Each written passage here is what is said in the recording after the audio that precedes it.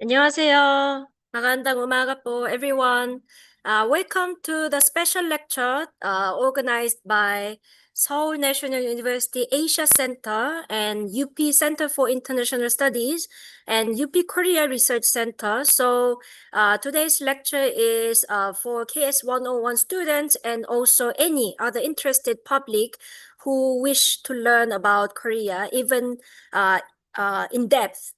So today's special lecture is entitled War, Speed, and Care, Korean Society Through the Lens of Literature. So before I officially introduce the speaker of today, we will just have a virtual greeting with Dr. Gina Umali of UP Center for International Studies.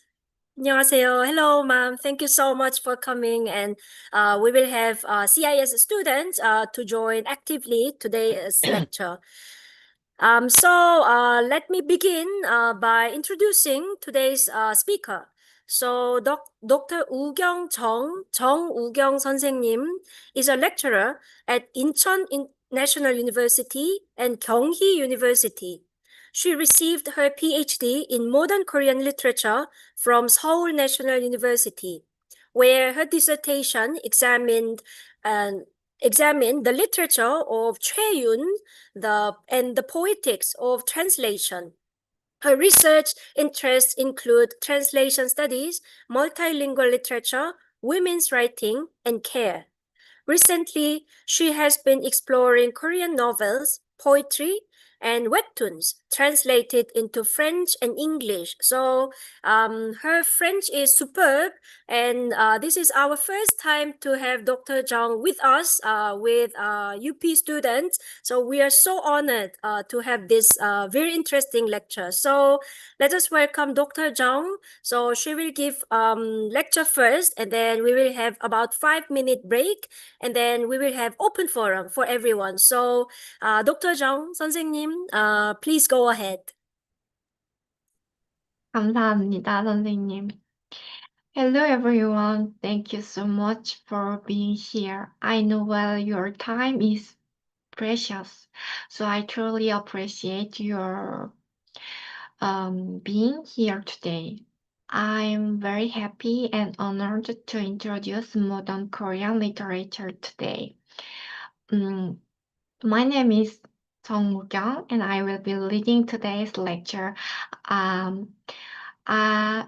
will share my screen. Oh,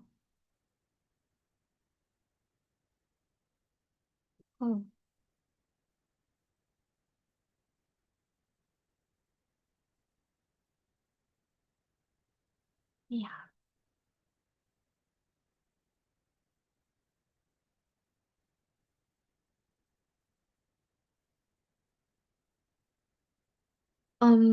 I could tell you many stories about the diversity of Korean literature that I have come to love. However, let's narrow the scope of our discussion a little and make it more specific. As you engage with literature, you may realize that it is ultimately about human connections. In this sense, literature can serve as a valuable lens through which to understand Korean society. Today, I would like to guide you into modern Korean literature with 3 keywords: war, speed, care. Using these 3 keywords as a guide, I would like to introduce 7 Korean fiction writers and their works.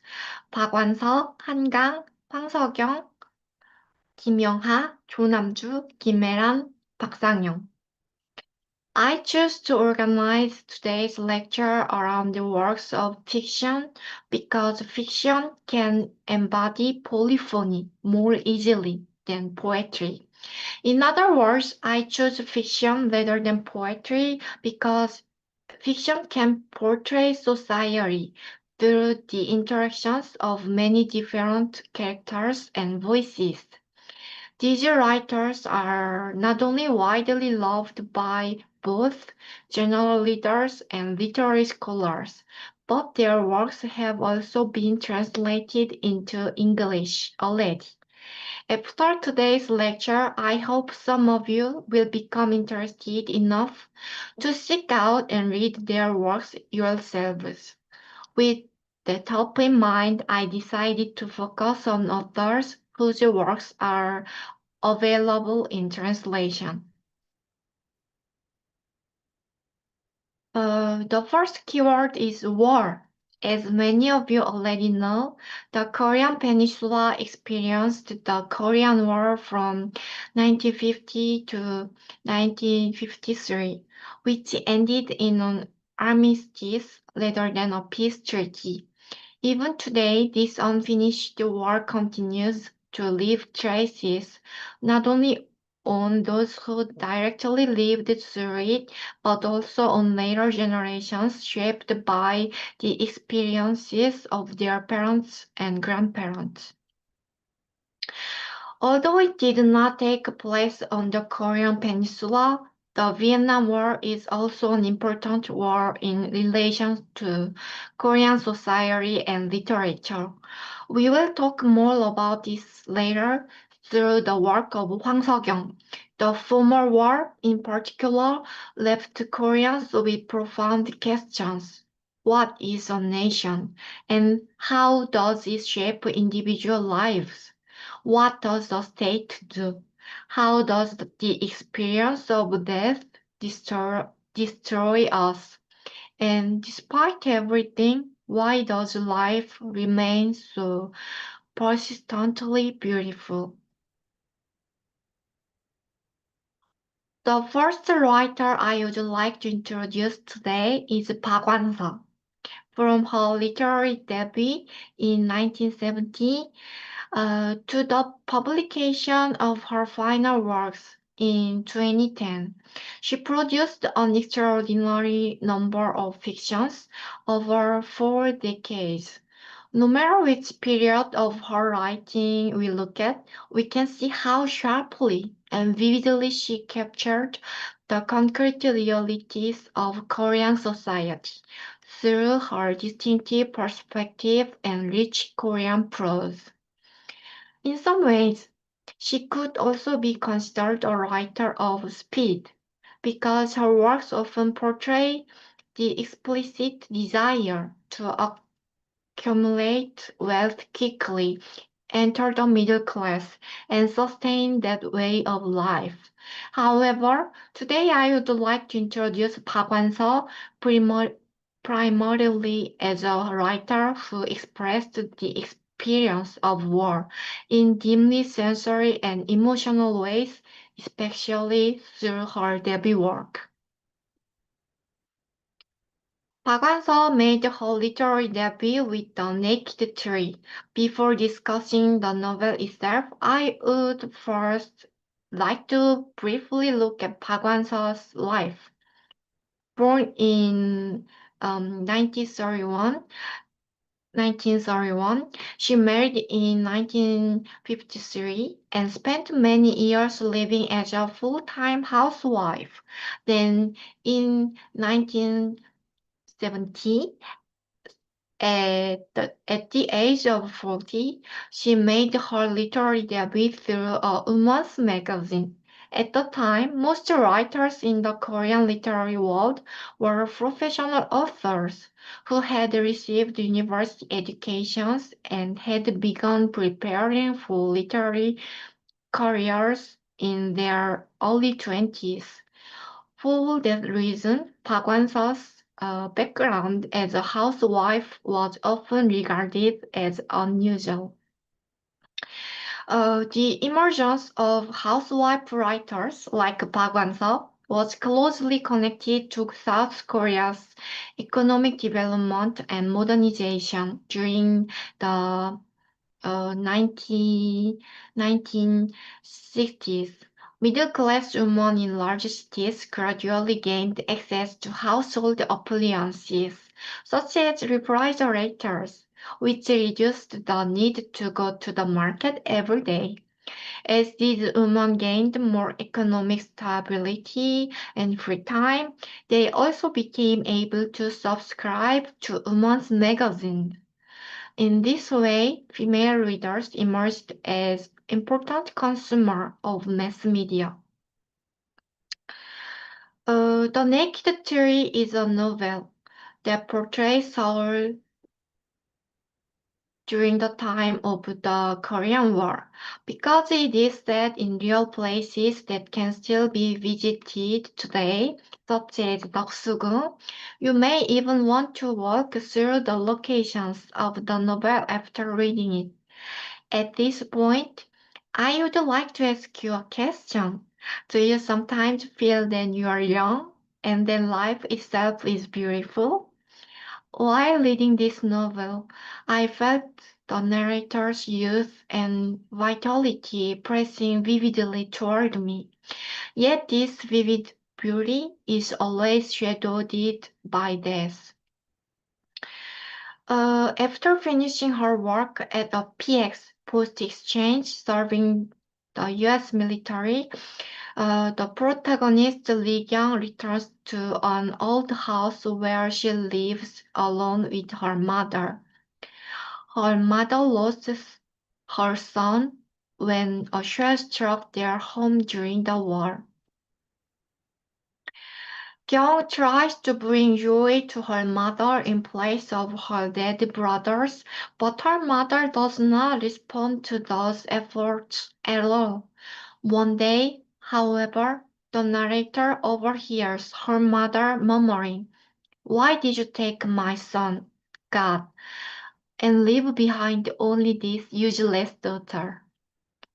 Although the words come from grief for sons who died too young, they also function like a curse that dominates Kyung's life, preventing her from fully embracing the beauty of her own youth and denying the value of her existence. Struggling against those words, Kyung searches for the joy of living. Bagwanso portrayed with extraordinary depth uh, the inner world of a young woman who feels guilty and ashamed for surviving, wavering constantly between the desire to die and the desire to live. The novel has received deep sympathy and love from many readers and was later adapted into a television drama. The title of the novel, The Naked Tree, does not refer to a dead old tree, but rather to a living bare tree waiting for spring to return. The protagonist Lee Kyung falls in love with the painter Okido. The character of Okido is generally understood to have been modeled after Park Soo-gun, one of Korea's greatest painters. And the naked tree depicted in this painting, tree and two women, is precisely what the novel's title points to. Through this symbol, we encounter a powerful vitality. Even while standing face to face with death, it continues to wait patiently for spring. At the same time, the novel invites us to experience the pleasure of reading painting and fiction together, as well as history and fiction together. This novel was also adapted into a graphic novel by Kim Gum-suk. So if you're curious about the story but feel a little intimidated by reading a full-length novel, I would recommend starting with the graphic novel, which has also been translated into English. At the same time, through its vivid depiction of the PX, that later became the main branch of Shinsegae Department Store, a major luxury department store chain in South Korea. The novel also portrays the close relationship between war and capitalism. In that sense, it can be read alongside The Shadow of Arms, which we will discuss later. Let's move on to the next author. Hangang is a writer who became widely known around the world since winning the Man Booker International Prize in 2016 and after receiving the 2024 Nobel Prize in Literature. In both her novels and poetry, readers encounter delicate portrayals of pain alongside beautiful prose. Today, I would like to introduce her novel, We Do Not Part,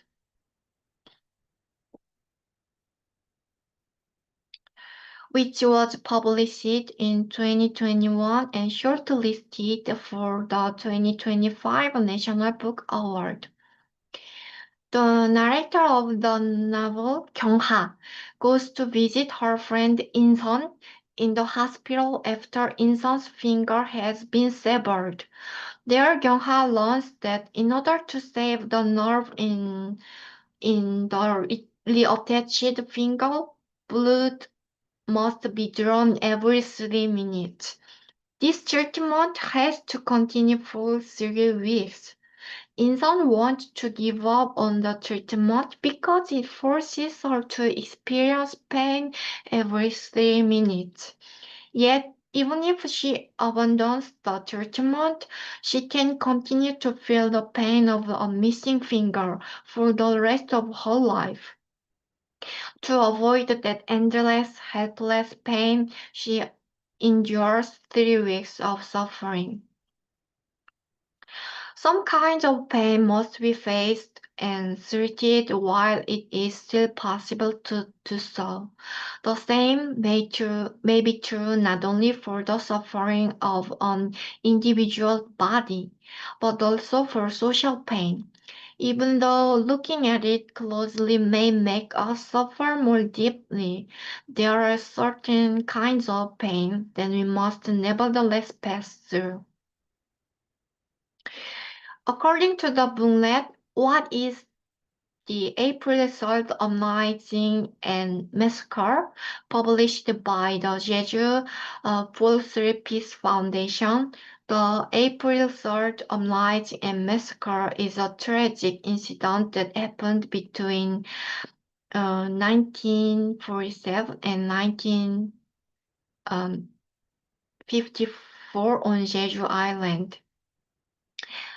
This novel focuses on this incident.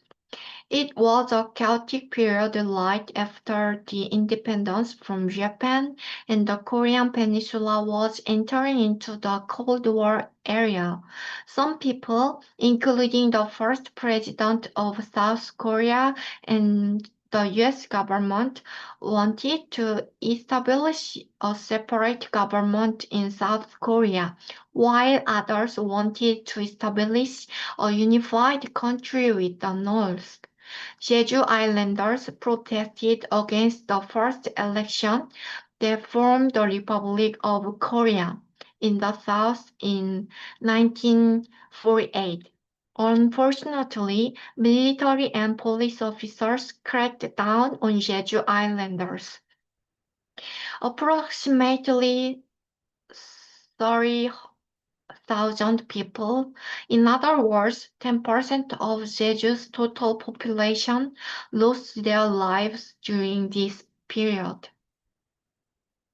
The surviving people of Jeju lived while constantly providing that they were not enemies of the state. In order to demonstrate their loyalty to the nation, many joined the navy and participated in Korean War. Moreover, they refrained from openly expressing even the smallest dissatisfaction toward state power all their lives. At the same time, they continued to think about decreased family members for a very long time. Those deaths remained with the lives of the survivors for decades. This is the history of the people of Jeju, but it is also a question and a task for Koreans living as citizens of the nation that was established through such violence. In this sense, the war has never truly ended.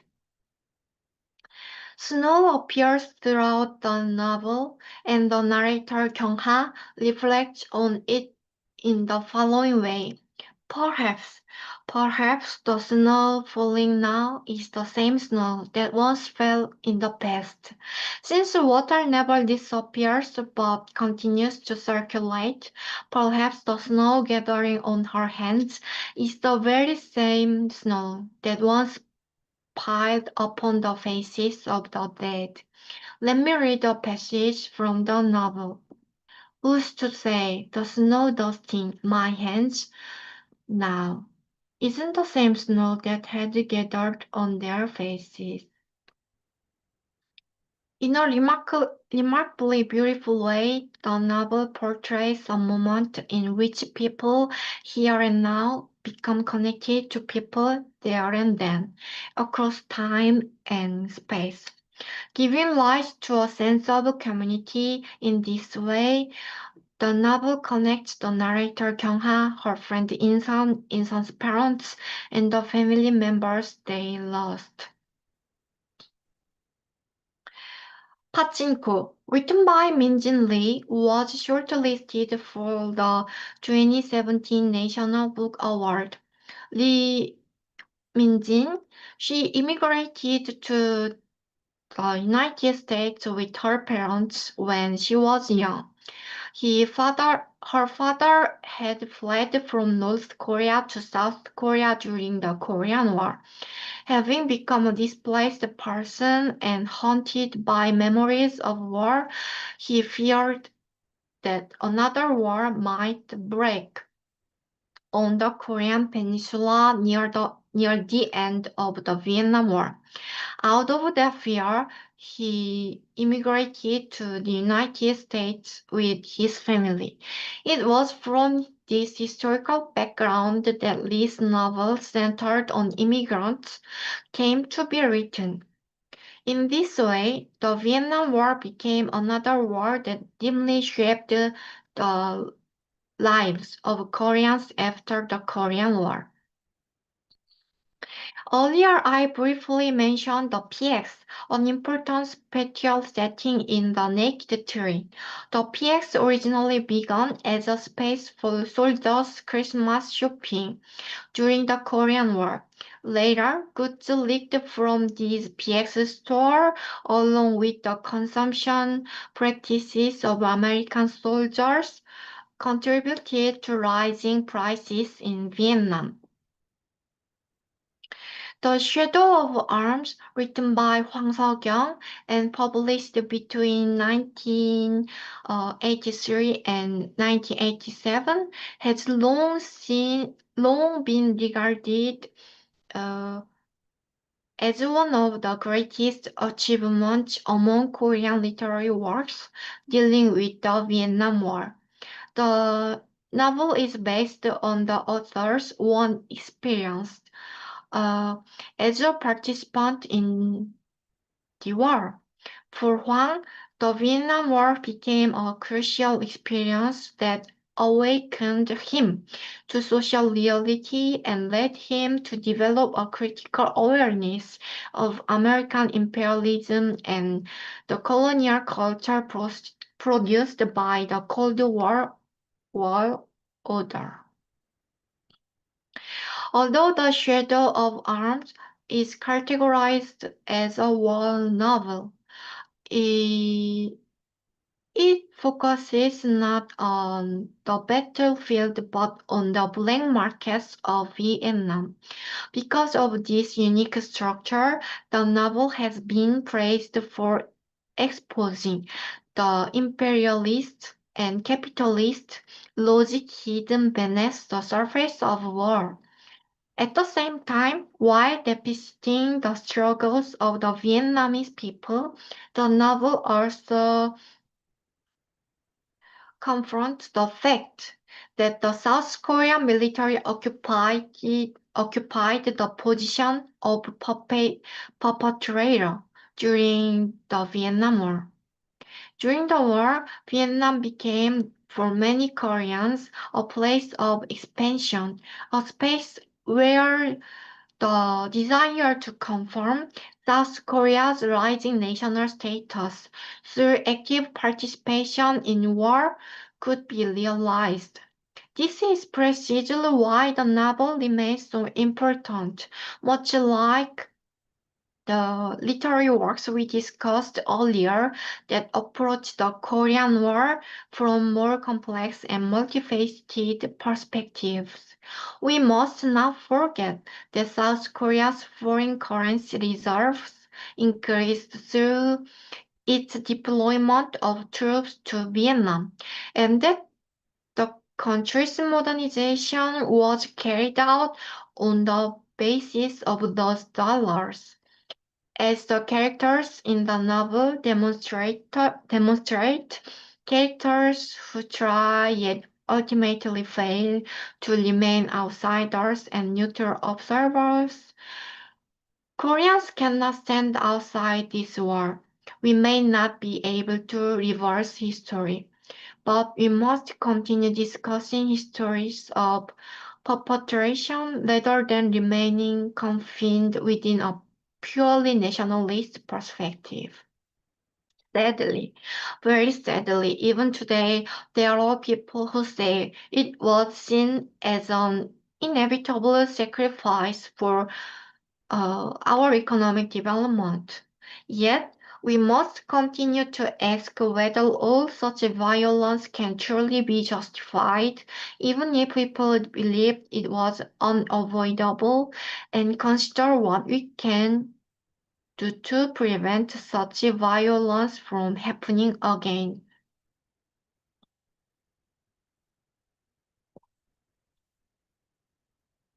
Although the war indeed ended more than 70 years ago, Koreans living in a country built upon the legacy of war are, in many ways, still living through its aftermath. Boys become soldiers almost as soon as they reach adulthood. Some of those young men who spent some of the most beautiful years of their lives in the military sometimes feel a sense of deprivation when they see a nation that offers little compensation for their service, or people who do not have to serve, for example, women of their own age group.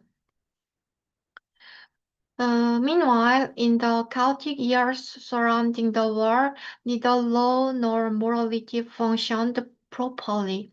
For those who lived through that era, survival itself was the only priority. The memory of those years became a kind of lesson passed down through generations.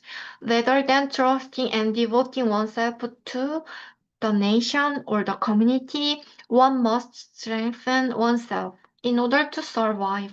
People learned that no one would truly protect them and that they had to protect themselves at all costs.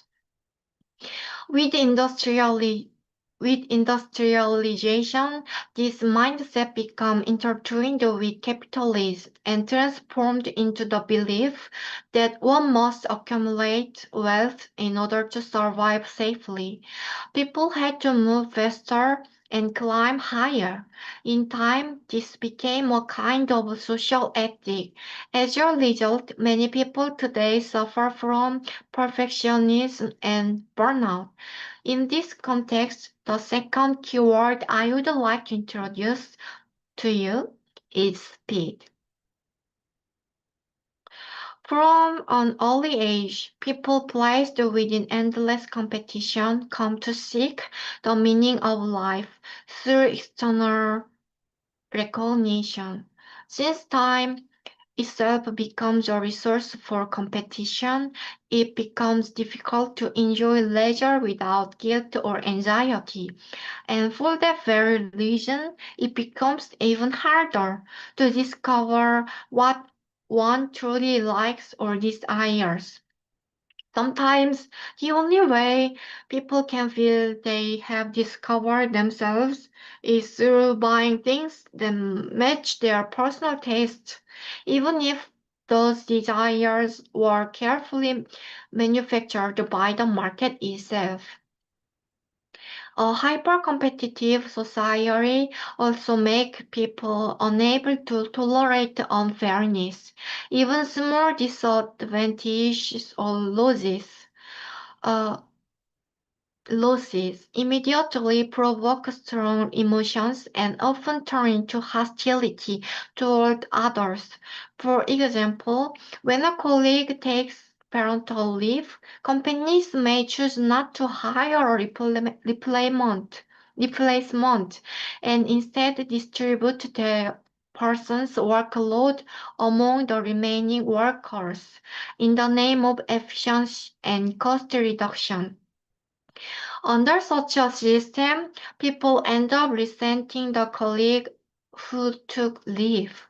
People's employment stability is being threatened. Society changes far too quickly for people to patiently trust that the well-being of the community will eventually lead to their own well-being, while their own sense of security feels threatened at every moment. Anyone who fails to look after themselves strategically is quickly seen as naive, immature, or lazy. It is within this context that I would like to introduce the following two novels. The next two writers I would like to introduce under the theme of speed, Kim Young-ha and Jo Nam-ju, share an important similarity. They portray the characteristics of Korean society through concise prose that itself moves with a striking sense of speed. Their writing styles allow readers to sensorially experience the rhythm and atmosphere of contemporary Korean society. Let us first take a look at Kim Young-ha and one of his novels. Uh, in Korea, Kim Young-ha has long been regarded as one of the representative writers of the 1990s. His fiction is known for its unusual premises and provocative imagination, often featuring characters placed in highly distinctive situations. One well-known example is the assisted suicide facilitator who appears in his 1996 novel I Have the Right to Destroy Myself. The novel we will focus on today, however, is Your Republic is Calling You, or 빛의 제국 in Korean, published in 26. The protagonist of this novel is Kim Gi-young, a North Korean spy sent to the South. He is a figure shaped by the division of Korea and the Cold War system. He spent the first 21 years of his life in Pyongyang and another 21 years living in South Korea. The Empire of Lights, the surrealist painting by René Magritte, from which the novel takes its title, depicts the strange coexistence of day and night within a single landscape. Like the painting, Guillaume has lived through two entirely different worlds, North Korea and South Korea. He graduated from a prestigious university in South Korea, married a beautiful wife, bought an apartment in Seoul, drank imported beer, and have worked importing foreign film. Then one day he received an order to return to North Korea. That's why the title is Your Republic is Calling You. The entire novel unfolds over the course of the single day in which he received that command. Uh, in this way, Your Republic is Calling You portrays Korean society through the eyes of Gi-young, who was born and raised in North Korea, and therefore continues to view South Korean society as something strangely unfamiliar. Kim Young-ha, his fiction vividly captures both the desires and the boredom of consumer society. For example, his novels repeatedly feature characters who long for fast-moving cars, a motif that evokes the, the accelerated rhythm of modern life. The fact that Young's wife works at a Volkswagen dealership is not unrelated to this theme. The pursuit of extreme speed is closely tied to a sense of emptiness and boredom in everyday life. Most of the characters in the novel fail to find deeper meaning in their lives and instead pursue only immediate consumption and pleasure.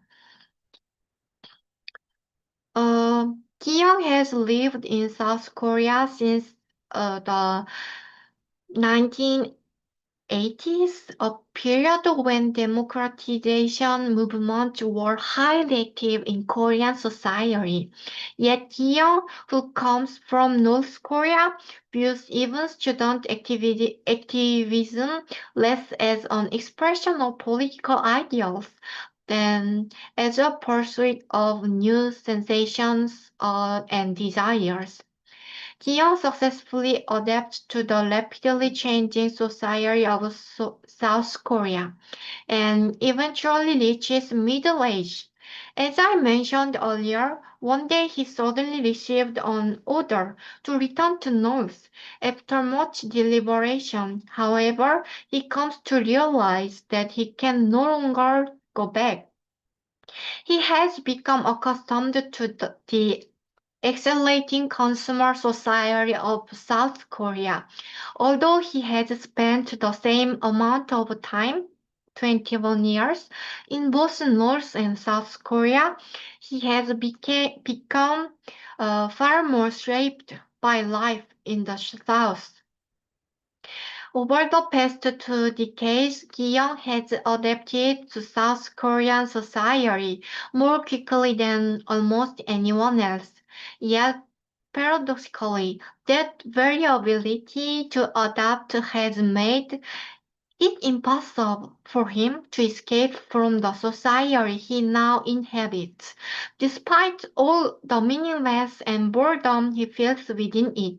At times, he even feels that the South Korea of the present is so transformed that it seems like an entirely different country from the one he first encountered 21 years earlier.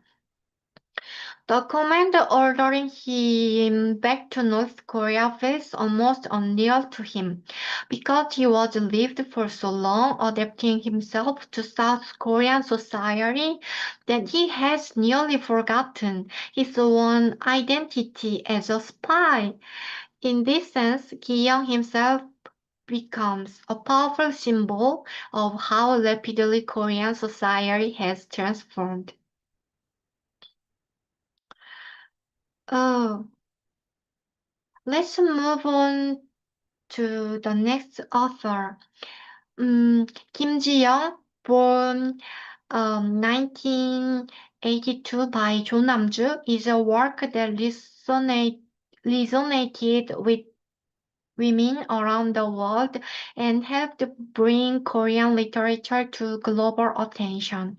Written in the style of a report or documentary account, the novel presents the life of Kim Ji-young, a woman born in 1982. Kim is the most common surname in Korea, and Ji-young is also a very common female name. Just like her ordinary name, Kim Ji-young herself is an average woman with nothing particularly unusual about her. Through experiences such as her grandmother's favoritism toward her younger brother, the teasing of male classmates, and the fear of being followed home late at night by men, she gradually realizes that women and men are treated differently in society. Eventually, she gets married, becomes pregnant, and leaves her job. Sitting on a park bench with her baby, she watches office workers pass by with envy. Then she overhears them saying the following: I wish I could live off my husband's paycheck, bum around and get coffee. Mom roaches carry real coffee. No way I'm marrying a Korean woman. After this incident, Jiyoung begins speaking in the voices of other women rather than her own, um, bewildering her family. This novel examines in detail the misogyny that still pervades contemporary society. Judging from the global sympathy the novel received, the gender discrimination woven tightly into everyday life is clearly not limited to Korean society alone. However, in relation to our second theme today, namely speed, it's worth paying attention to how the novel portrays the rapid exclusion of women, with children from Korea's intensely competitive society, and how such exclusion becomes socially justified. Korea is a country in which nearly half of the population lives in the metropolitan area. In other words, Seoul is an extremely densely populated city. Above all, many major companies are concentrated there, and apartment prices in Seoul rise at a remarkably rapid pace. Given this situation, it is easy to imagine how overcrowded Seoul subways become during rush hour. In the novel, after becoming pregnant, Jiyoung is permitted to arrive at work 30 minutes later and leave 30 minutes later in order to avoid rush hour. However, in a society where overtime work is taken for granted, leaving work 30 minutes late is already considered normal. So, arriving 30 minutes late is regarded by her coworkers as an enormous privilege, one significant enough to provoke open envy. Her coworkers feel it's unfair that she is allowed to work less than they do. Hurt by this resentment, Jiyoung insists that she will work just as hard as everyone else and that she will never work even 1 minute less. Exhausted by the daily subway commute, she begins to wonder whether she might be taking away the rights of younger female colleagues. The novel depicts a society in which even working 30 minutes less become unforgivable. In a world where working more is treated as natural and working less is never tolerated, we might ask ourselves, after spending so much of our lives working, where exactly are we rushing toward? Let us now read the following passage. Mm,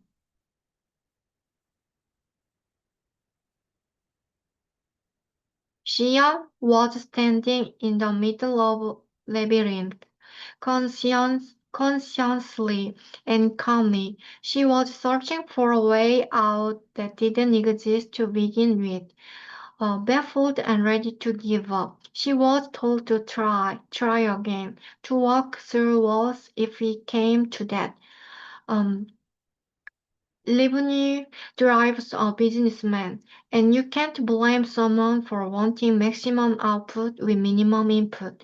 But is it right to prioritize short-term efficiency and balance sheets? Who will be the last one standing in a world with these priorities, and will they be happy? Mm. Uh, Now let's move on to care. Mm.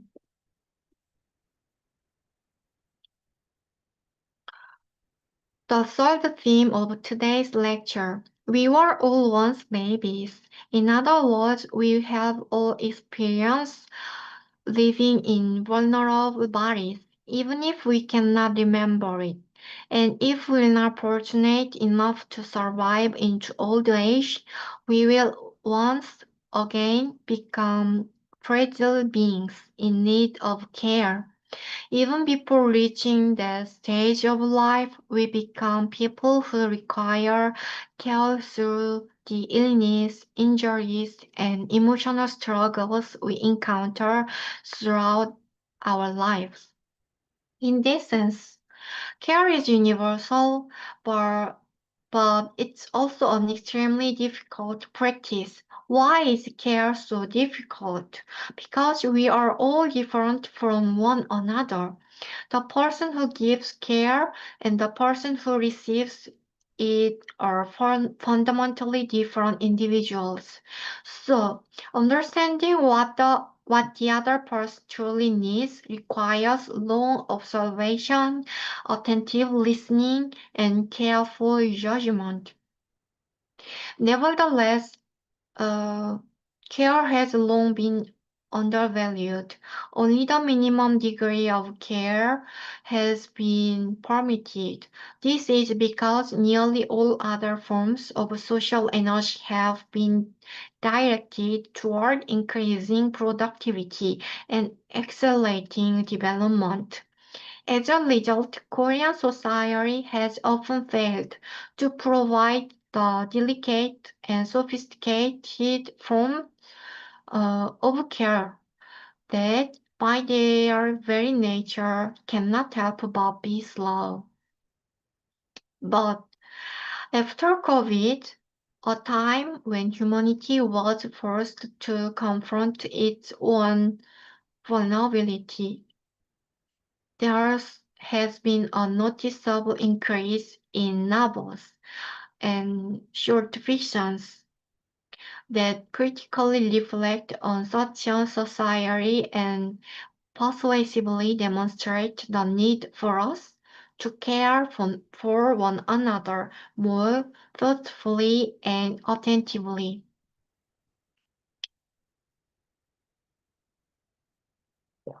I sincerely believe that Korean literature is fortunate to have a writer like Kim Il-sung. If I had to recommend just one Korean writer to you, I would choose Kim Il-sung. Kim Il-sung was recognized early on as a young writer, beloved by both the public and literary critics. She has received numerous literary awards in Korea and abroad as well. One representative example is her 2011 novel My Brilliant Life, which was translated into several languages and later adapted into a film. Centered on Arum, a child with progeria, the novel vividly portrays the relationship between the world's oldest child and the world's young, youngest parents as they care for one another. It is a delightful novel that demonstrates what a charming storyteller Chimera needs. To get a sense of the atmosphere of the story, let us briefly watch the trailer for the film adaptation.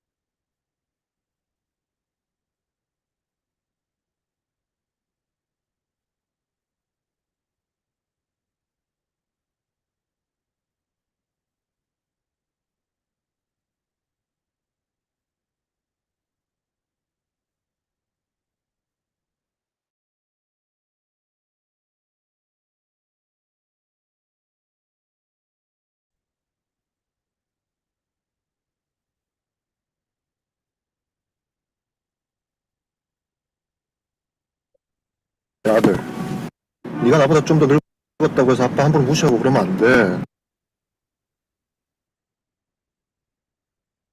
누구나 최고 나온 아빠를 우리 그런 거 아주 민감하다고.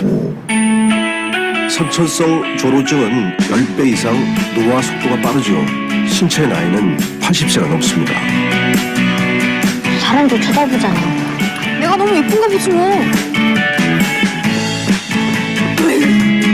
나 17살에 애 낳은 여자야. 아니거든. 짱가. 역시 싸가지가 없어. 같이 늙어가는 처지잖아요. 저 여가 저기서 뭐 하는 거야? 너 요새 진짜 이상하다.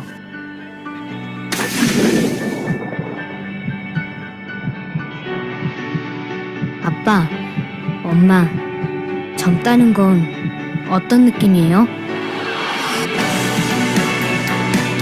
그거 아무나 할 수 없는 거다. 너는 정말 대단한 일을 해내고 있는 거야. 왜 그러냐고! 저는 우리 아름이가 좋아하는 일이면 그냥 무조건 합니다. 저는 그래요. 당연하지. 우리가 어떻게 만난 사이인데. 아름이 네가 내 아들이라는 게 너무너무 좋다.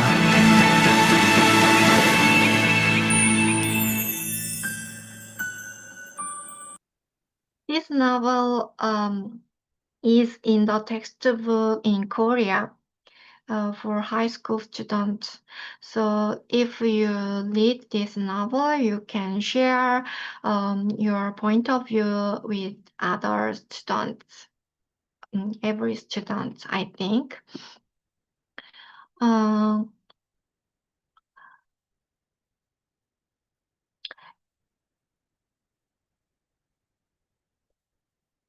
The work I especially wanted to introduce to you today is the short story Where Would You Like to Go by Kim Eran.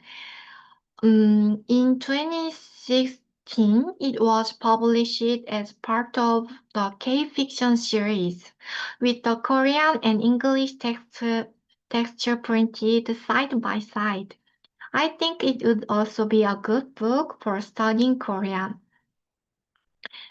It is short fiction, so you can easily read as well. The narrator of the story, Myung-ji, suddenly loses her husband who had been a teacher, threw himself into the water to save a student and died there together with the student. Stories of students dying in the water are not unfamiliar to people who lived through the 2010s in Korea. In 2014, a ferry carrying mostly students on a school trip sank, resulting in the deaths of nearly 300 people. The entire nation watched the tragedy unfold through the news. Those who witnessed the disaster were deeply shocked, and countless people mourned together. Korean literature, too, began speaking more deeply about grief and mourning. Kim Il-sun's story was also written in the aftermath of such an event. Spots invisible to others gradually begin appearing on Myungji's body until they cover her completely. They can be understood as a metaphor for the pain of someone who has suddenly lost a loved one, a pain that cannot truly be shared with others. For her, conversations with other people become exhausting. Ironically, she discovers a certain kind of courtesy in her conversations with Siri on her iPhone, something she cannot find in the people around her. Shiri does not directly ask about her suffering and maintains an appropriate distance from it. Yet Myungji realizes that although the gentle Shiri can provide information and can um, communicate simply, but it cannot accompany her through her grief. Then one day, Myungji receives a letter. It is from the older sister of Jiyoung, the student who died alongside her husband while he was trying to save him. In the letter are words of gratitude, expressions of longing for her younger brother, and concern for Myungji, who must also miss the family member she lost. The sister writes that her brother appeared in her dream and told her to make sure she eats properly. Mm,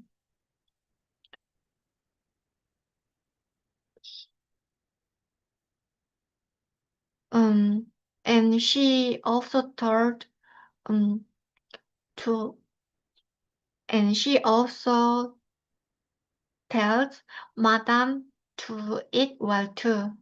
Isn't that an interesting greeting? In Korea, people often talk about meals when asking after one another's well-being.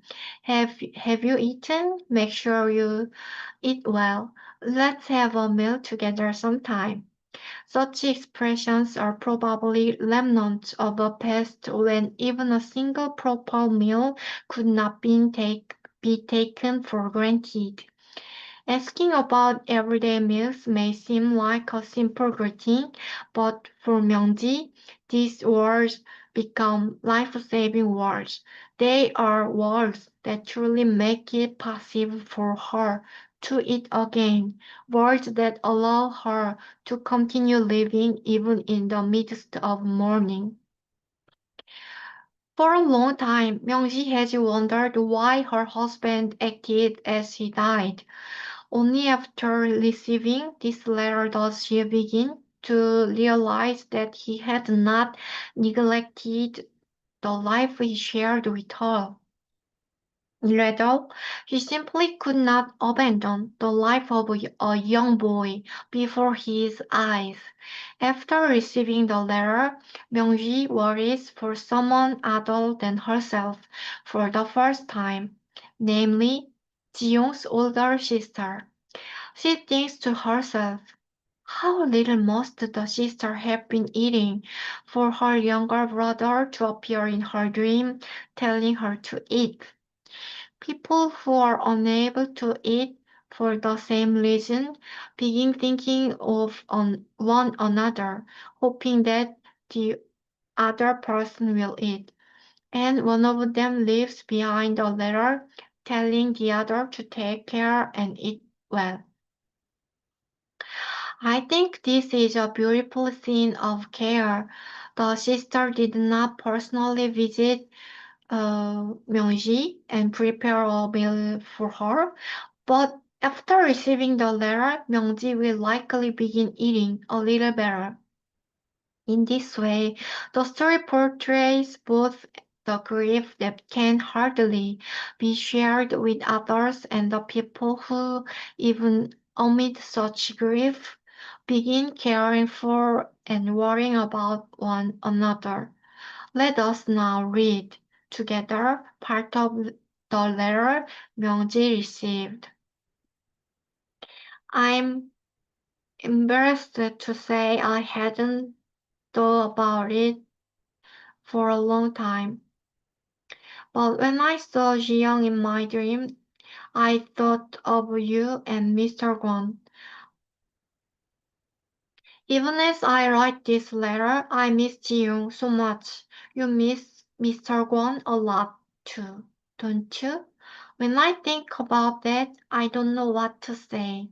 Yes, ethic is um ethic is right that I don't know what to say, I think.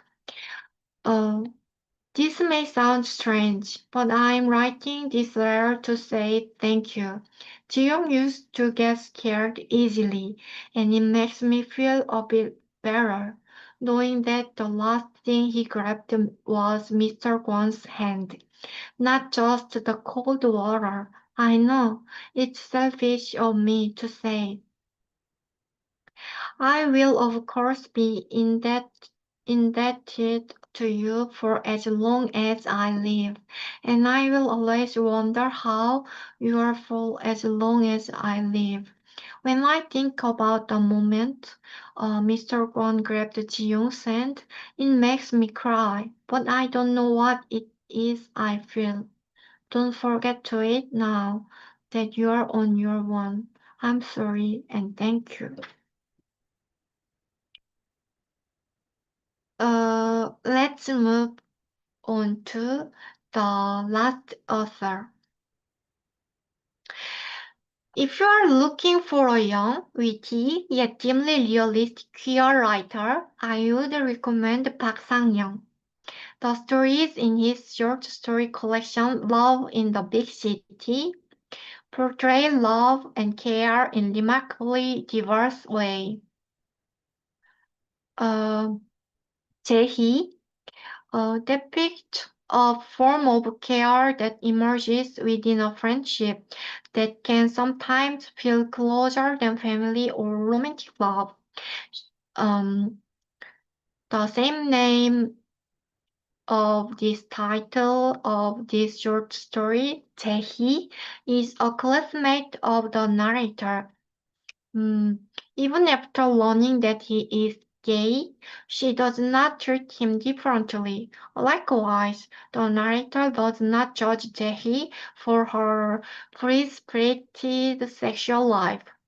The two eventually begin living together in order to protect each other from the interference of lovers and from the threat posed by former partners.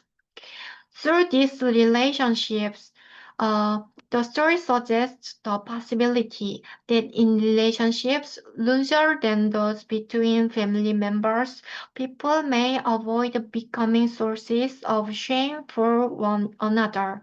Precisely because of that, they may be able to look beyond themselves, truly see the other person, and offer what that person genuinely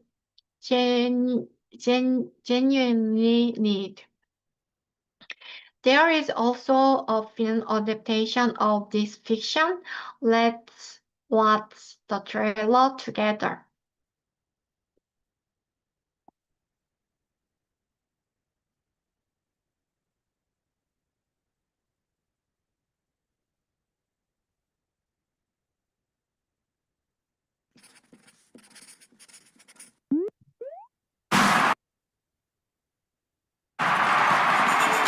다들 네가 만난 남자들 숫자만 지면서 신나게 물고 뜯잖아.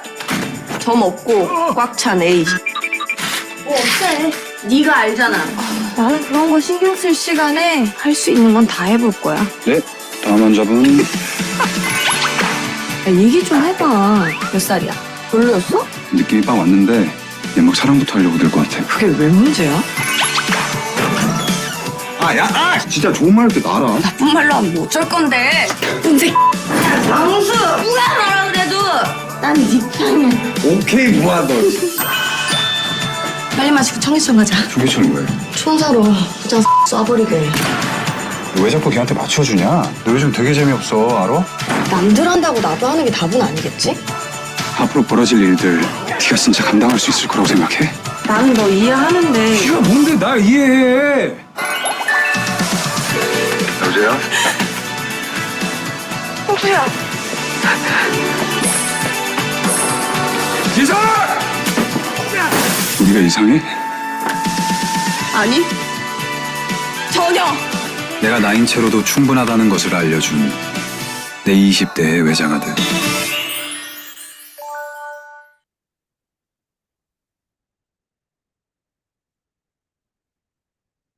In contrast, the mother in his another short fiction titled A Bite of Rockfish Tastes the Universe thinks only of herself in every situation, whether she is caring for the narrator or being cared for by him.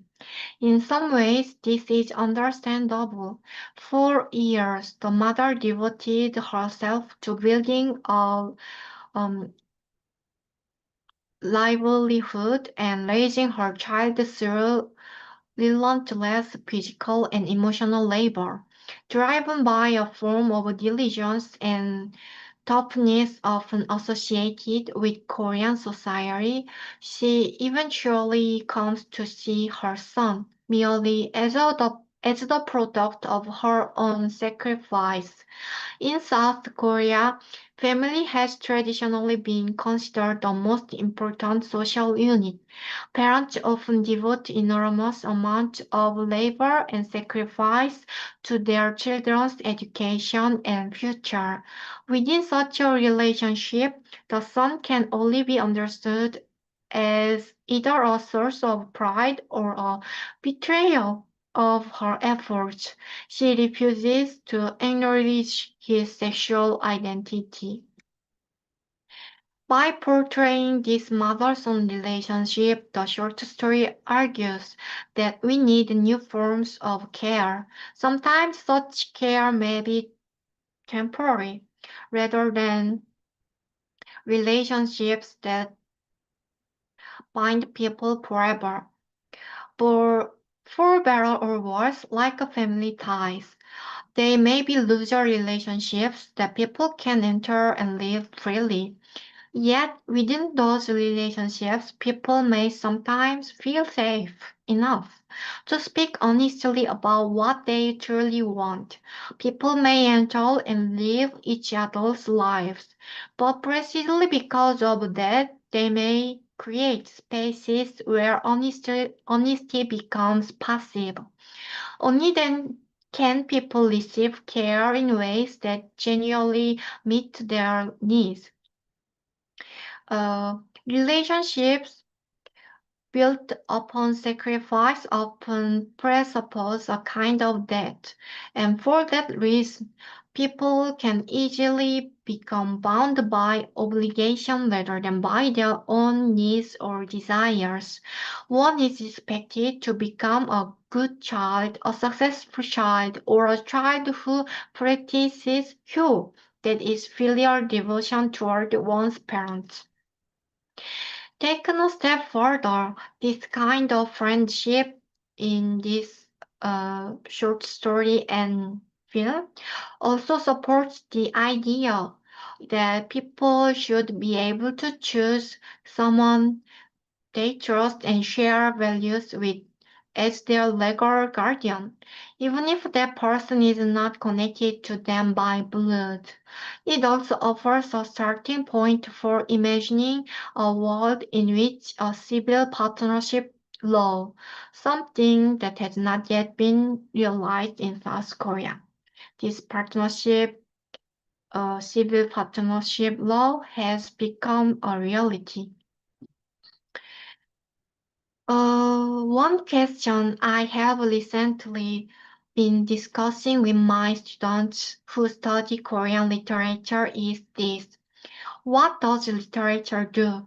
Why do we still need literature in our time? The fictions we have explored so far reflect society, but they do not stop at mere reflection. That reflection leads us to further questions. Is this the best we can do? Who is suffering? And in what ways? Are we truly unrelated to that suffering?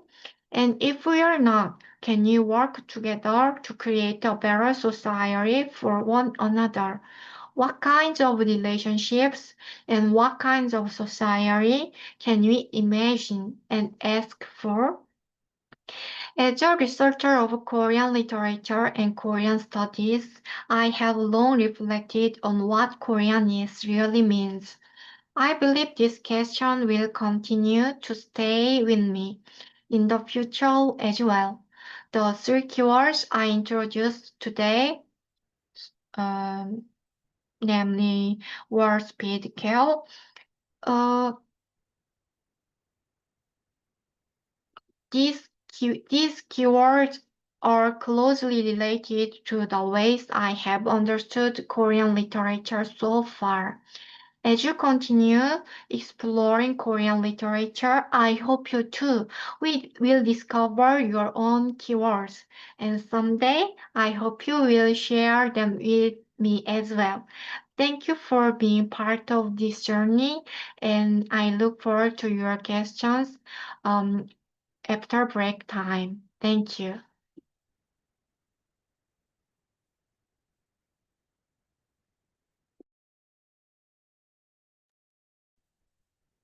감사합니다, 선생님. Thank you so much, Dr. Jung, for giving a very comprehensive lecture. So we will summarize some things later on after our 5-minute break, but maybe our students can also digest what you have listened, and you can write down your own questions. So after we have a 5-minute break, we will come back, and you can type your questions so Dr. Jung can also read the questions. But if you wish to raise the questions by showing your face, we also welcome. So you can also talk to Dr. Jung in person. So let us have a very quick break first. So everyone can just have some break, and then right now it's 10:25 in the Philippines. So let us meet by 10:30 after 5 minutes. So Dr. Zhang can also have some rest very quickly.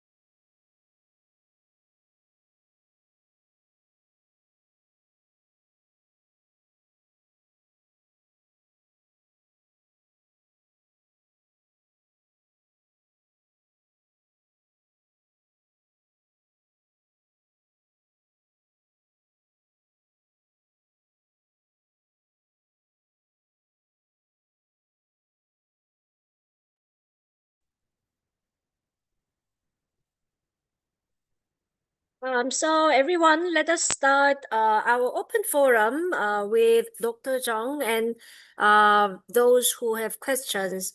So before we start, she really enumerated different Korean uh, uh, novelists and also literary artists focusing on war, speed, and care. And there were also the author's name and then the Korean original title and also a translated English title. So you can just go back to the titles if you really want to wish to read the full books, because these are all available in English translation and also, of course, Korean if you wish to. Some of them are also my favorite authors, and they really depict the Korean society quite interesting way, and I would also say realistic way. And Dr. Zhang, at the end of her lecture, she gave us two questions, right? What does literature do? And why do we still need literature? So these two questions are what we can really reflect on, especially for the young generation, because everything changes so fast and everything is consumed instantly. So what is the role of literature in our life and society? So we have a few questions we received, but if you are interested in asking questions, please feel free to type in your questions, or you can just raise your hand so you can talk to Dr. Zhang.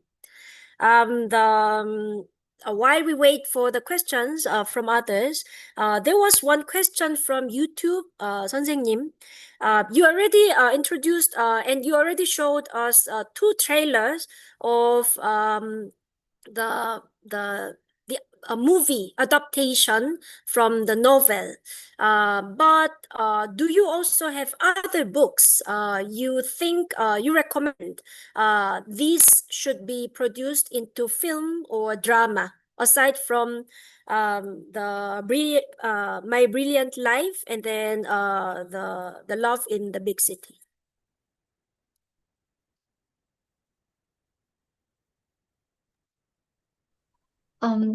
Thank you. I appreciate to your question. I would like to recommend Secret Sunshine. You know Secret Sunshine? It is a film directed by Lee Chang-dong, one of greatest director in Korea, based on the story of a bug, maybe, by Lee Chang-jun. Lee Chang-jun is a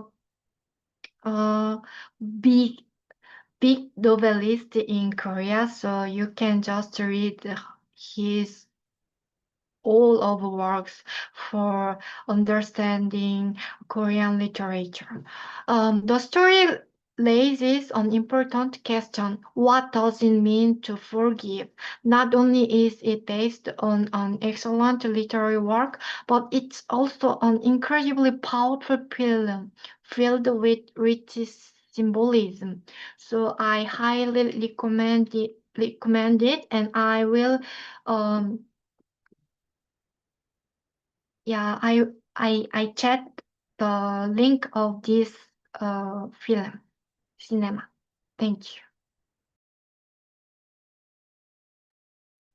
감사합니다. And then another question is asking from Dr. Eva Latifa from Indonesia.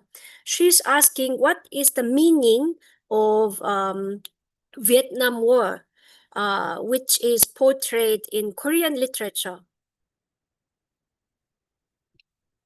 There are quite a lot of Korean novels that really talked about Vietnam War, about Koreans or Vietnamese both. But in your opinion, what do you think the meaning of Vietnamese War portrayed in Korean literature? I appreciate to your question, And let me think about it for a second.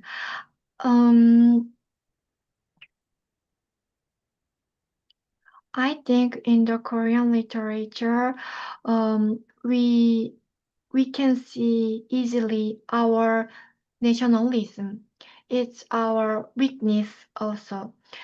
And for a long time, we imagined ourselves as a weak people, weak nation, like the United States or the Japan. The Japan colonized South Korea, and we had to enter a Korean War by the power of the other countries like that. So I think the Vietnam War is very important to Korean people and Korean literature because we can contemplate our position. We are not only the victim. We were we forced another country, and we had to have a responsibility about that. So I think the works about the Vietnam War made us contemplate our position and ethics with another point of view. And maybe we have to see and we have to think about language problem is, for example, in the novel titled Shadow of Arms that I introduced to you, there were Vietnamian language, but it formed translated, so we couldn't hear really their voices in that forms. It's maybe limit of these novels, even if it is greatest novels in Korean literature. So we have to imagine other forms to carry properly the voices of other nation peoples.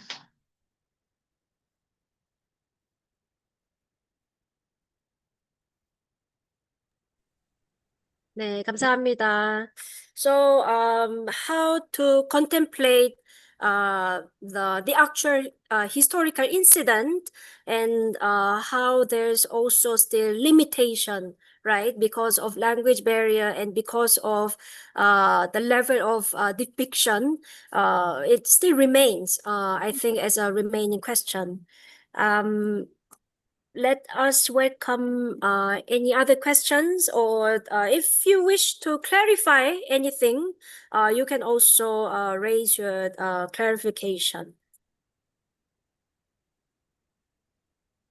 So we have one question from Jin.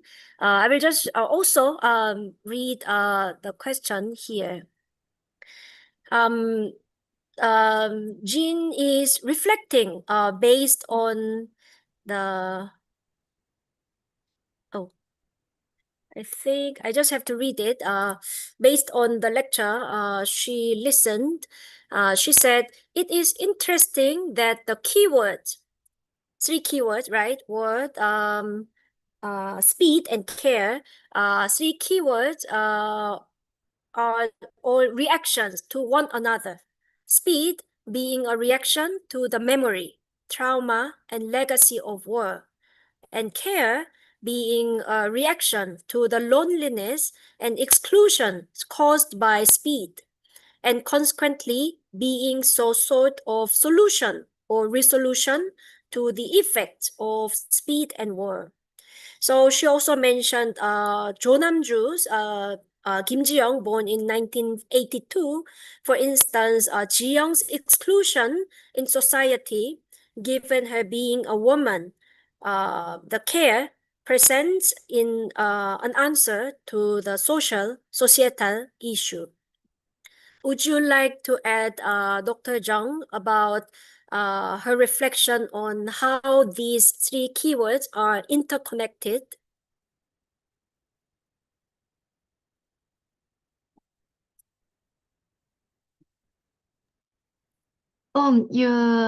You understood it perfectly, even the part I didn't explicitly explain. I deeply appreciate your thoughtful listening. Yeah, I think we need more the care because we doesn't have this care because of the speed. And the speed is from the war and trauma. Yeah, you are right. Um, I can, oh, oh, I can, I can add one example. Uh, for the love in the big city. Um, short story. Jae-hee. Um, I love this short fiction and these characters, Jae-hee and the male narrator, because Jae-hee um, mm, in Korean society, many people still view the woman smokes uh, in a negative light because they think uh, women should be prepared to have baby always. Um, but the male narrator, he he he always keeps the cigarette for his female roommate, college girl roommate, Jae. And I like this um,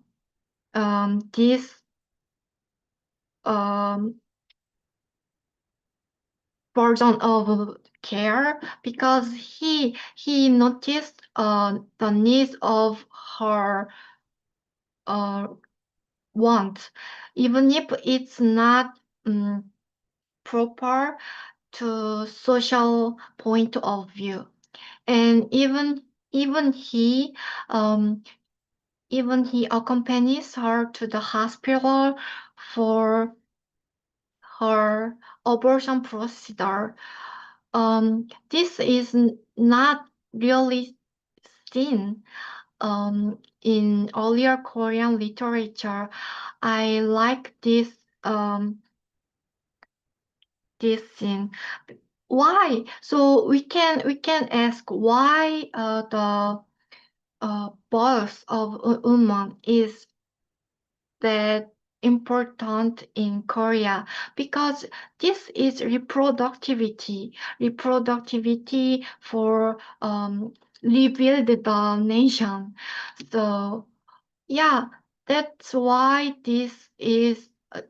um this is regarded as obligation of women, and this is regarded meaningless thing. So we could act the real care, but yeah, in these fictions and another fictions in nowadays, we can imagine variety of care. Thank you. 네, 감사합니다. Thank you so much. Thank you for the question as well. Shall we receive any other questions?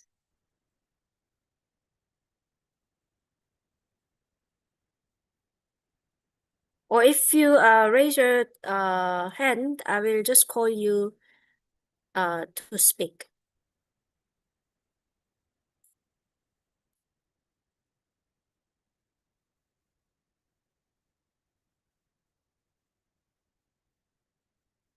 Okay, we have a question from Javed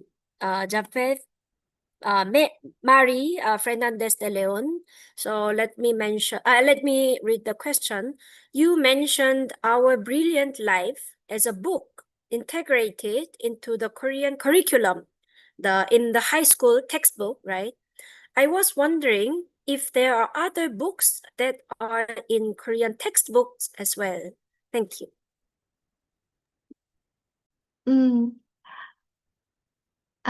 That's an interesting question. I really like your questions, all of you. Thank you very much.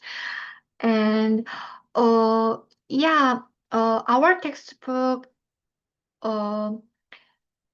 has been changed so regularly, so it's not sure, but I well know the novels and fictions of Park Wan-seo. This is always in the textbook and always in the SNUAC. So this is a big exam for entering a university. So I think Park Wan-seo is the biggest novelist in the Korea, because she can gain the popular popular attention, and also she has a literary quality. So was loved by the popular and critics and scholars. So I I I I could tell we can always see her works on any textbook in Korea. Yeah, so you can also check out online first, and then I'm sure you can also avail reading the translated version first in the Philippines.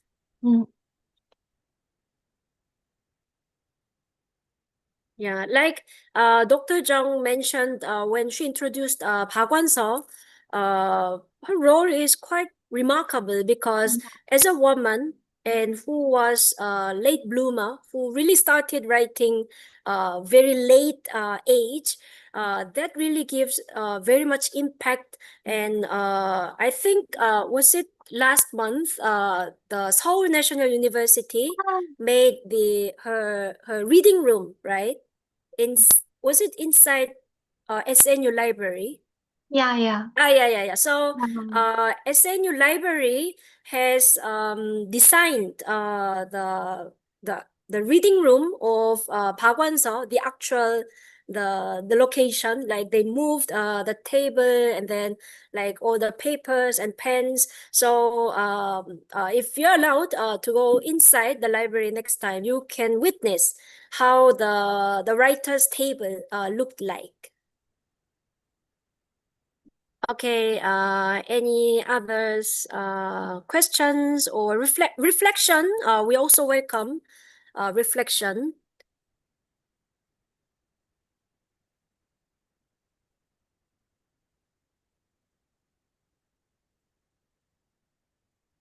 Yeah. So while you are conceiving your own questions, I will ask Dr. Jung one question as well. Because I'm also personally fan of Kim Young-ha, because especially in 2000s I really enjoyed his novels. And then the recently I also read Summer Outside, 바깥은 여름. by Kim Eran, and then I found like short stories, and then the full-length novel like 단편 and 장편. So I was wondering if you have any reflection on how the short stories and long stories differ, or do you think there are some different angles or different impact by the full-length novel and then like compilation of short stories? Because when I was reading Kim Young-ah has quite a lot of full-length novels, right? And then when I recently read Kim Eran and other female writers, short stories are uh, like open ending. Like when I finish their short stories, it's like after you finish one story, it's like you don't know if the story is over, or you don't know if they still want to talk about something else. So as a literature professor, do you have any insights for us?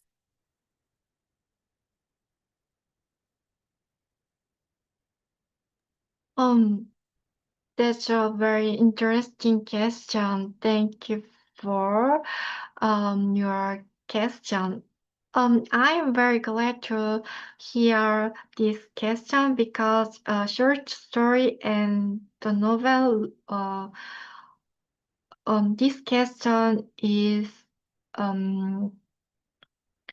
long-lasted question to me. I'm still organizing my thoughts on that issue. Yeah, you're right. I totally agree with what you said. That is precisely the short story invites us to participate in this narrative. And we can also keep the distance with this story. When we read novels of Kim Young-ha or Park Wan-seo, so long length story, we um, we feel this story and we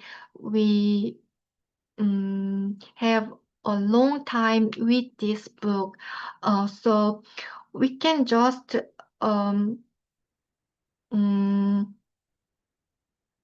share this emotion and this story, this narrative like that.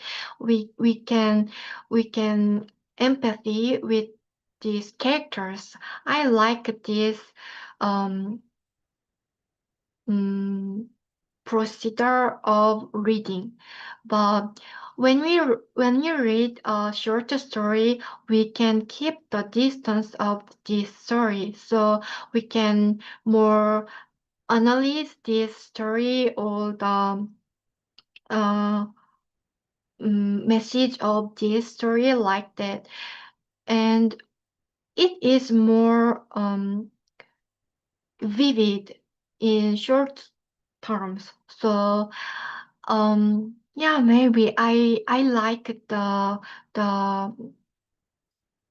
beauty of short story, and I want to share of this vivid and long lasted nuance of short story with these students.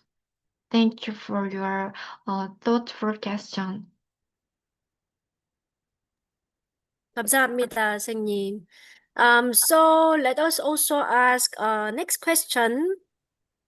I think students are interested in film adaptation because actually what is more available is like dramas or films.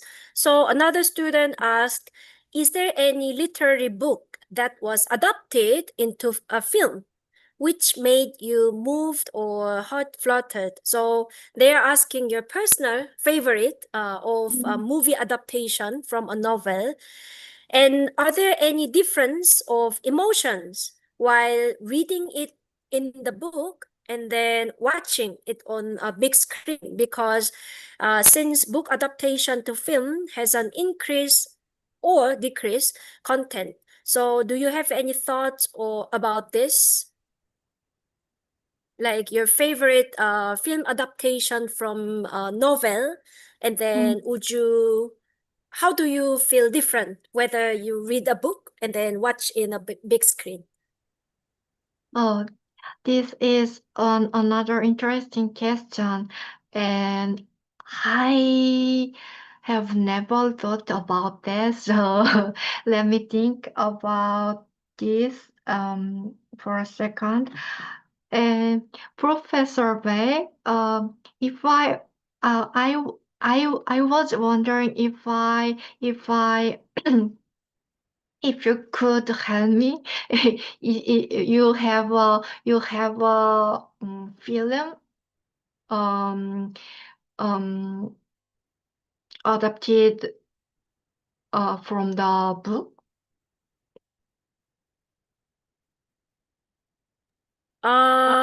Let me also think.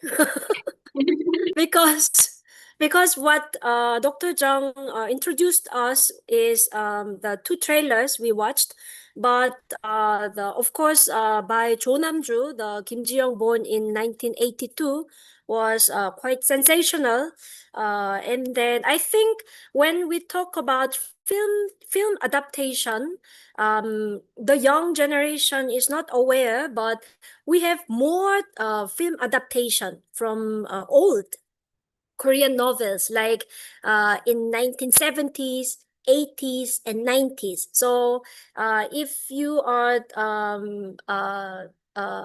if you can browse some film archives, like in 1960s and 70s, like 영자의 전성시대, like those things. For instance, there was a great novelist who made novels about this industrialization in Korea, and then the vulnerability of women because they were not educated but they needed make money, so they just became like a factory worker, and sometimes they were also absorbed by the red light district and so on. So um, the current ones, maybe because all of you are more familiar with Netflix or YouTube, but if you go back to some old titles, you can find more interesting titles which were adapted from the novels and then into film. And then before Dr. Jung replies to you, I think you can also check out uh, like uh, like different formats. For instance, it's not just about film adaptation, but Korean art industry also makes musical. So I think Kim Ji-young, born in 1982, was it adapted into musical? Was it there are some certain literary titles adapted into a musical or different types of art forms. So you can just check out some things, but let us hear Dr. Jung's personal favorite. Thank you. I really appreciate to your help. And I totally agree with you. Yeah, there were a lot of charming cinema in 1970s. 영자의 전성시대, and I like to mention 별들의 고향, Heavenly Homecoming to Stars. So it is adapted by Chain Ho's novels. Chain Ho is was a young novelist and very charming. So and he made his cinema himself. So yeah, you could just see his sensible and witty uh, view of cinema. And I recommend you Dogani, Silenced. It adapted by the novel of Kong Ji-young in the same title, Dogani. Uh, it's not light, never, but we could change the law for the disabled children without this uh, bestseller and movie. So it's not brightful movie, or maybe my favorite movie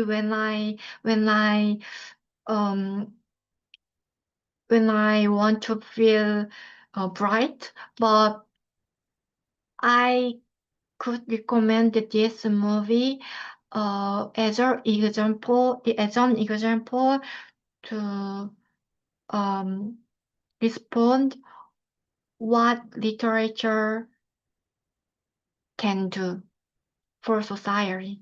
So yeah. Yeah. I also remembered, as you mentioned, Togani, because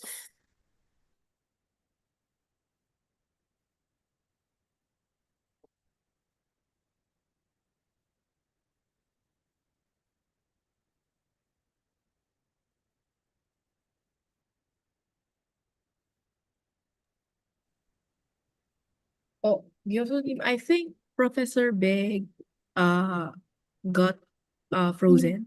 So I think you may continue, or there is another question that we can answer first before waiting for her. Do you want to answer it first? Okay, Okay. thank you. Okay, no worries. So here's a question.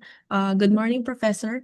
Considering that it was made known to us earlier that you also are knowledgeable in the French language besides English and Korean, have you read pieces of literature in the French language? And if so, and perhaps this can also apply to English as well, does reading a piece of literature in its native language change anything in your reading experience? 감사합니다. I really love this question because it's my uh, identity, I think. Um, yeah, yeah. Sometimes I read pieces of literature in the French language, and I really love practice French language, and this made me a researcher who can keep the keeps the distance of Korean literature, because if before I before I were in France, everything about Korea is natural thing to me. So it is just like atmosphere, but after reading French text and after connecting and communicating with French people, I could change my point of view. It isn't it isn't natural, not at all. The Koreanness or the society or the mm, mm, how to live in Korea.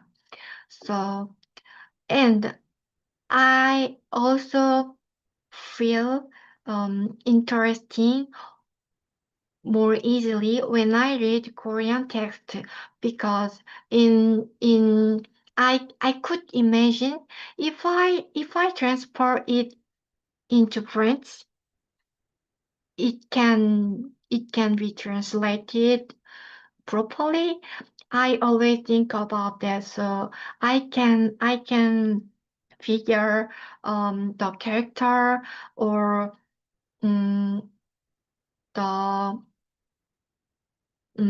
beauty of Korean sentence. And in other ways, I like to find the beauty of French sentences or English sentences as well. So yeah, I can heartfully you recommend read the Korean text in Korean, even if it's not easy. So I recommended you the graphic novel. You you could just feel this beauty and this difference and these characters, and you could love and you could have your own Korean language. I really recommend all of you. Thank you very much. Or a follow-up regarding on that, Professor, regarding the French and Korean literacy, are there any difference where you read the literary text from Korean literature to French literature? I mean, is there also a translation from Korean to French or French to Korean? Before we proceed to another question. Thank you. Mm-hmm. Mm, um, can I hear your question one more time again? Okay. So regarding the previous question regarding the French literature, I'm just curious if there's any like an adaptation from French to Korean or Korean to French? Are there already what do you call this? Any other translations perhaps from any literary books? So, are you asking me the difference of adaptation? Yes, yes, yes. Yeah. I'm really interested in how we sell the books. And I think when we translate the French books into Korean, we sadly we think about the um, uh, the novels are classic in the world literature, but when we translate our Korean literature into French, we can't be sure this is one of the classic in world literature. So we sometimes highlight the history of Korea or um, the K culture like that. So I think this is big difference from the politics. It's very difficult to say and analyze, but it's really important. Sometimes more than the style or the the how to write these novels like that. I think it's very important problem. Uh, is this enough respond or 네, 교수님. It's okay. So, 감사합니다. Anyway, there's another question from Maria Eugenia Aban. mhm. Hello again. In your reading, did you particularly find certain Korean words or expressions that you found to be surprisingly captured very well in the English and French translations? And conversely, were there concepts that you found to be ineffectively expressed in the translations? Mm. Very well in the English and French translation, and conversely, what is you know what? Um maybe I can't respond all of your question even if it's very interesting because I'm still organizing my thoughts on that issue, but I will try. In Korean we can write on sentence without the subject, like I ate, it's possible, but ate, it is also possible. So it's very characteristic style in Korean fictions, novels, and poems also. But we can't translate it uh, same version because we have to put new subject in this sentence in English or French. So for example, I read a short story. In this short story, writers doesn't use the subject in her sentences because she wanted to highlight anonymous. So she doesn't want to the readers notify this is a male character or female character or something like that. So she doesn't use the subject in all of her sentences, but French translators has to find some subject, but she wanted to respect the writer's purpose. So she choose she choose that way. She put in the position of all subject oui. So in French, nous.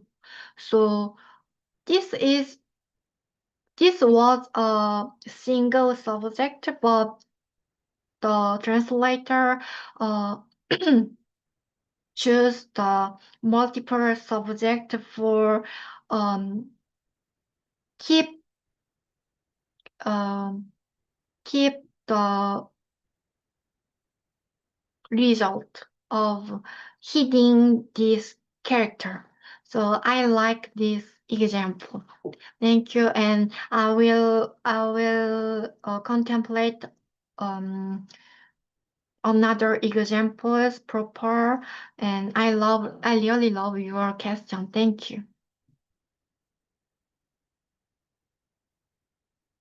When your experience in reading multiple novels from various languages, I want to know.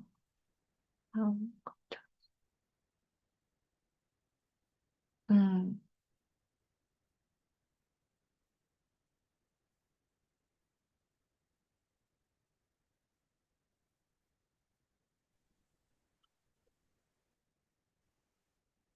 So, the expert equipment, but I can also read with your experience.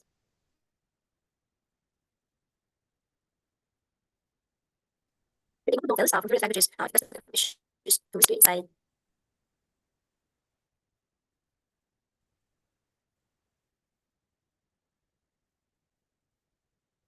Mm.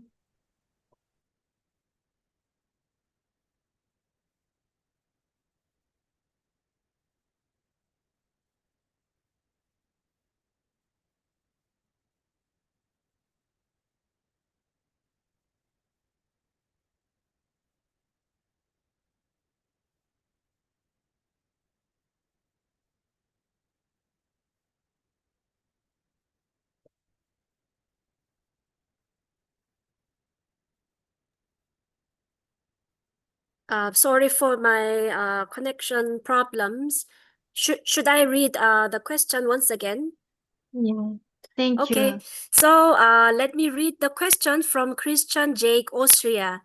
With your experience in reading multiple novels from various languages, Korean, English, French, etc., I want to know that how culture seeps into how language is expressed in literature. So Christian said, this came up to me as I remembered the saying that the limits of our language is the limits of our world. So he's talking about language proficiency, because if someone who's not fluent in Korean will try to read Korean original novel, so there Mm. should be something missing.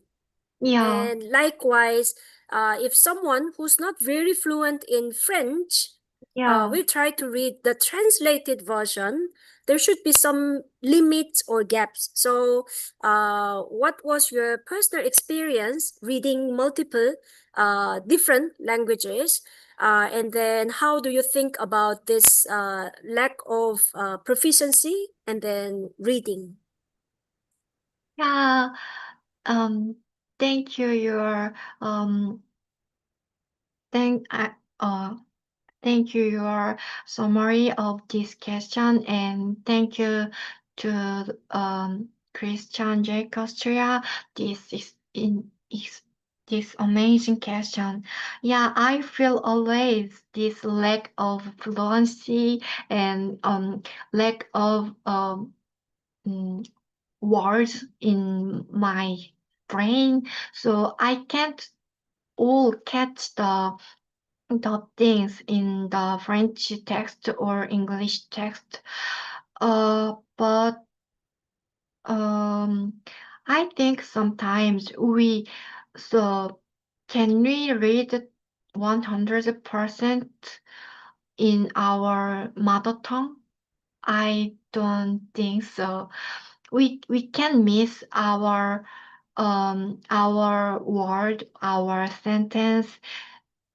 It's very natural because language is changing always, and um, even especially in literature, the language is always strange thing.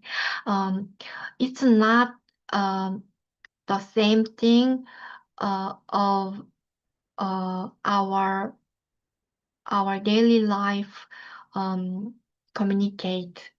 So I think for reading better in the literature, as a literature, we have to keep our point of view. We should keep our um,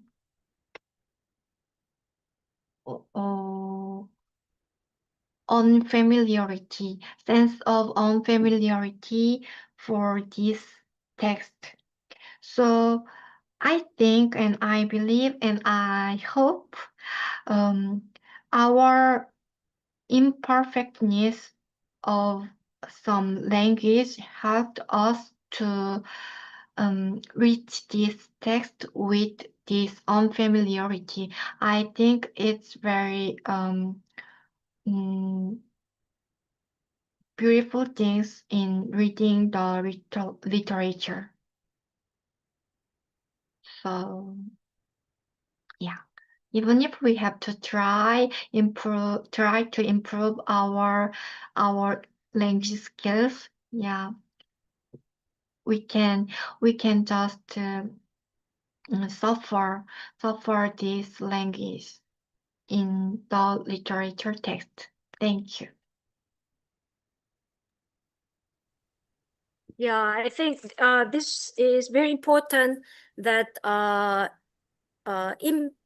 imperfectness can sometimes lead into absorbing unfamiliarity of different cultures.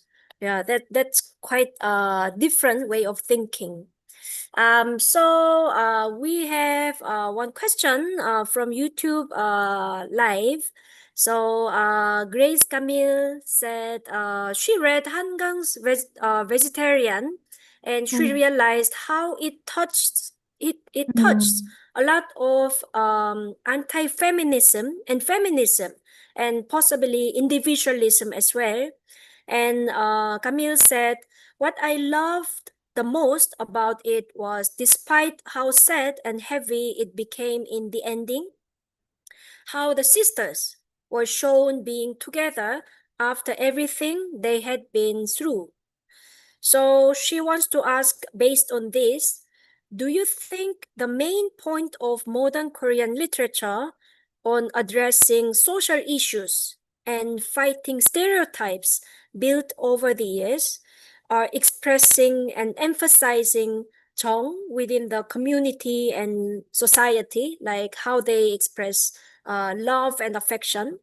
So she's asking, based on her reading The Vegetarian by Hangang, and how the empathy and solidarity. I think there was another one earlier, right, about Chong. So what do you think about this Korean psyche, like 한국인의 감성, and then how this is really shown in the modern Korean novels?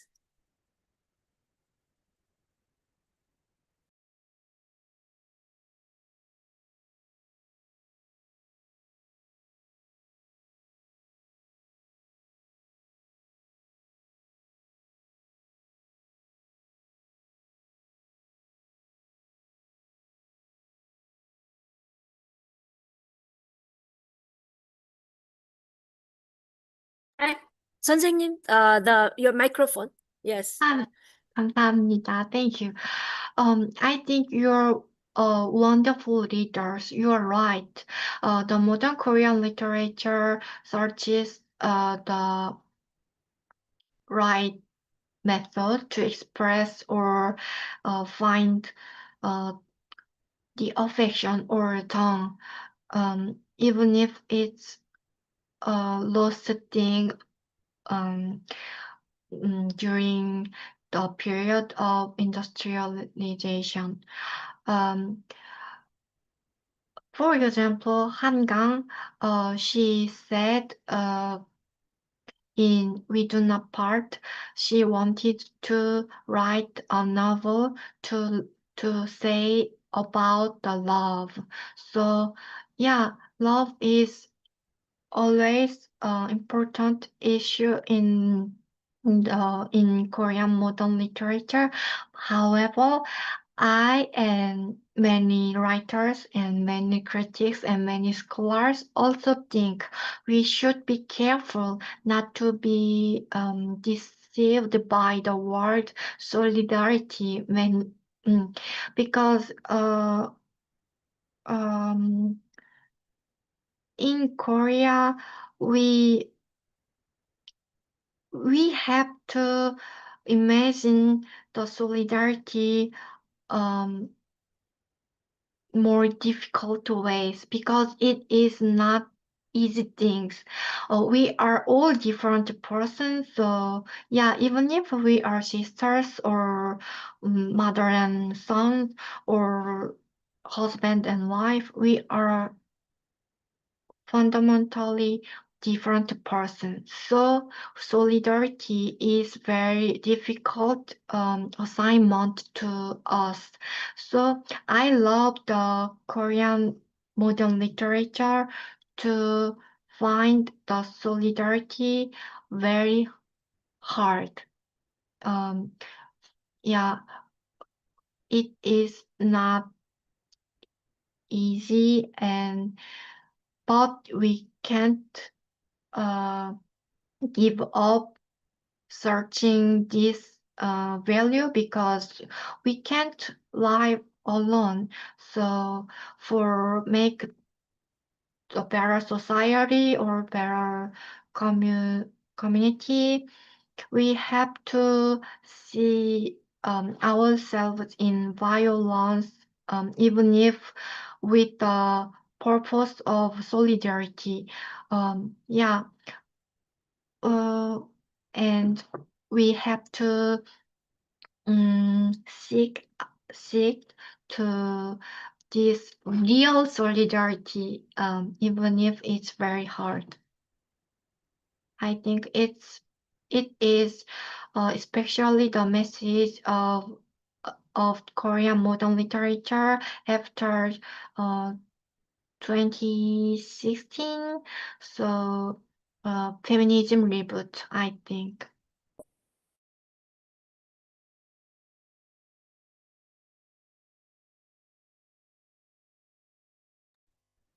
감사합니다, 선생님. Let me just check YouTube if there's another question.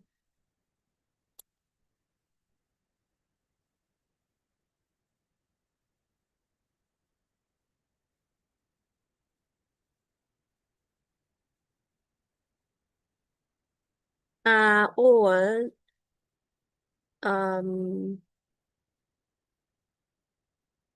yeah. Is there any others? Are there any others who have questions or clarification? Yusunim, there's a question directed to KRC direct message. Is it okay to read it? Yes, please. This is from Harvin Ang. Among the books you read, who are your favorite characters that epitomized care?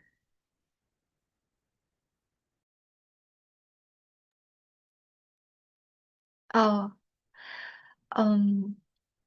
thank you for your question, and I can really recommend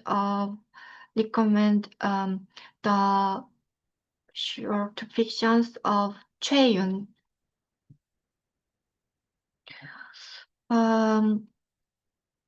She is a writer and translator and researcher of French literature, and I love her characters, all of her characters in her short fictions or novels, and her works is translated into English. A lot of works are already translated, so you can just read these fictions and novels. Why I love these characters of Cheyun? Because they are enough strong. They give the care for their child or friend or even for the trees, so not non-human being. But at the same time, they are very strong, and they are they can they can criticize the other's violence. Sometimes we can imagine the caregiver is just innocent or good person, just nice person. But no, we if we want to be caregiver, we have to be strong enough. I love her characters who show this valuable character.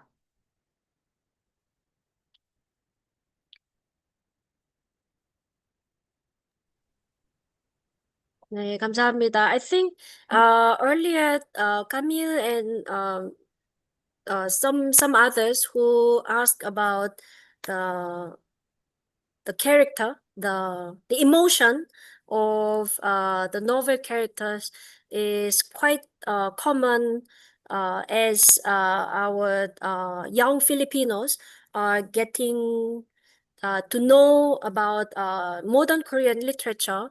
So maybe these things can be sought after your own reading and after you experience, you read others more modern literature.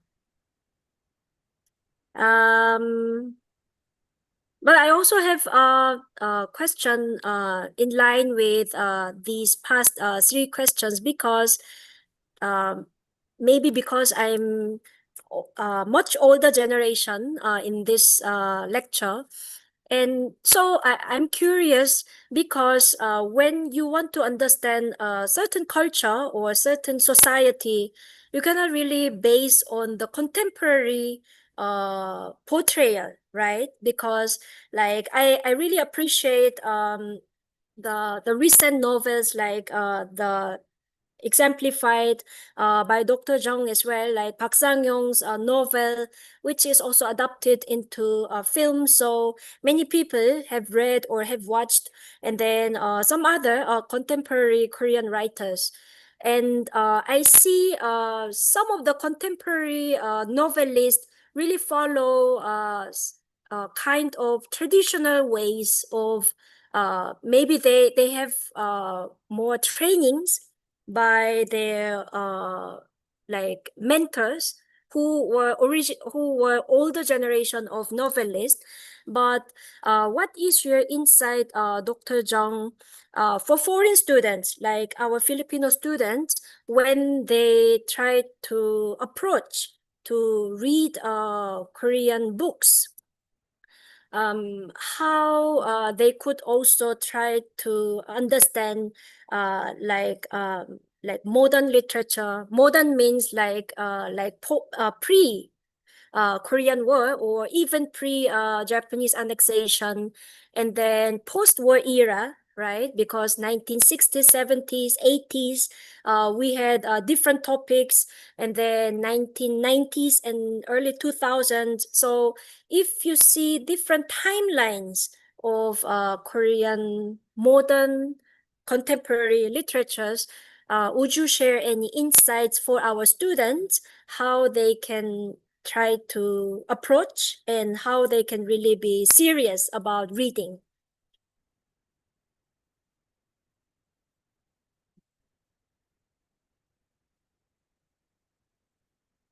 Maybe my question is just being a teacher. So I'm just very, how to say, conservative because I think we should really go beyond what is available online or in contemporary book market. So how can our students can really go beyond and they can understand deeper about what was before and current Korea? I can feel your love to your students, true love, and yeah, I wanted to share this love and contemplate of this question. It's not easy way, but if it's passive, I hope you can develop a literary historical perspective. I think it would be meaningful to read a new novel or new short fiction or some some film adapted by the fictional novel while asking what it resists and what kind of reality it emerged from, and what it resists formal literature forms, formal literature message like that. I think some of young writers nowadays resist uh, resist a lot with the many strong female characters, I think, because they were not well seen in the Korean literature scenery. So like that, and I love that. I love to recommend to you. Sometimes you can find some unconventional thing or a very radical thing in early Korean modern literature. The area occupied by Japan or around the Korean War, we could surprisingly the works really modern, true modern. So we could find some new style or new message, radical in the work 70 years ago. So I I hope you keep the eyes eyes to find these new things in old text. And my professor, when I was university student, my professor said uh, we should um, we should we should respect the older text. Let us not become arrogant simply because we were born later. We can enjoy this wealth, and we can enjoy this um, abundance in the culture. But the writers in early area, they fight they was fighting with the circumstance in their lives. So we have to respect their um, mm, mm, efforts. So I can say we have to respect older text as a some some resource that we can find some new things, and at the same time we can see our contemporary text um, for um, searching and learning that they resist um, for what for um, for changing what for show what difference from the former writers. So yeah, you can search in internet, and there are so many materials in English, I think. And if you are interested in, you can send an email to me. I can I can uh, I can help you. You build your literary historical perspective in Korean literature with pleasure. So yeah, I I recommend you. 감사합니다. Thank you so much. So maybe we can have one last question or one last reflection. Anyone from the meeting room or YouTube channel. Let us have one more question before we wrap up.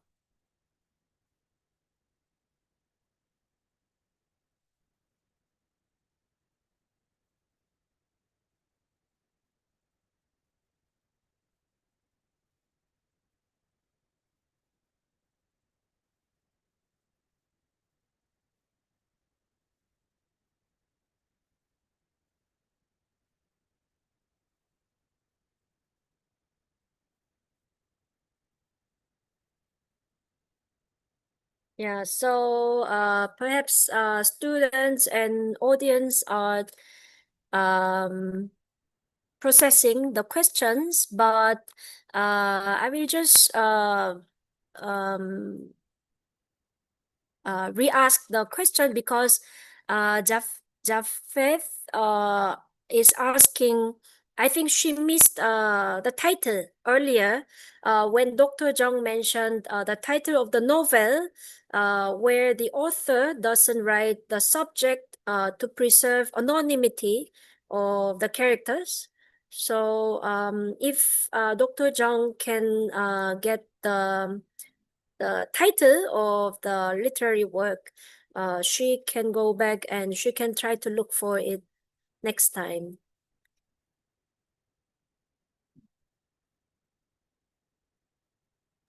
Thank you for your question. I